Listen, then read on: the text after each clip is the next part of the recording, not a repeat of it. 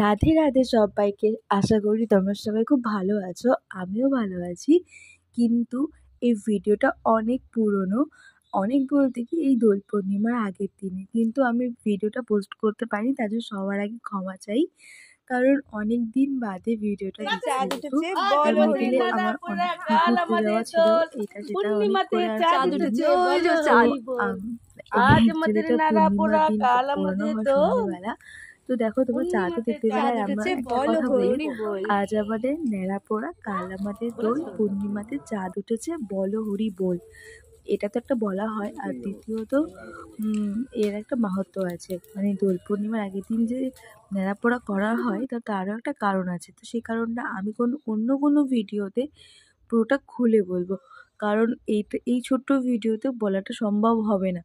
তো যাই হোক, এইটুখানি বলবো যে এটা কখনো কেউ অবহেলা করো না। এটা একটা ঠাকুরকেই মানে মান্যতা করে করা হয়, যদিও প্রহ্লাদকে নিয়ে।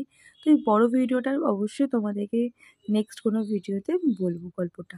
তো যাই হোক, এই ছিল আমার ন্যাড়া পড়ার কিছু ভিডিও, ফটো। তো তোমাদের কেমন লাগলো? আর বাড়ির মধ্যে তো জানোই বড়োভাবে আগুন ধরানো যায় না, তবুও অনেকটা দেখো উঁচুতে আগুন উঠেছিল, মা তো খুব টেনশন করছিল।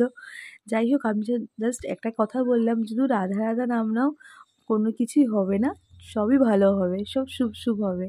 তো সত্যি বলতে নেই, এত দারুণ লাগছিল। আর মানে বলতে নেই, অগ্নিদেবের মধ্যেই মনে হচ্ছিল সপ্তকোটি দেবদেবীগণ এসে দাঁড়িয়ে আছেন, এত সুন্দর। রাধে রাধে, সবাই ভালো।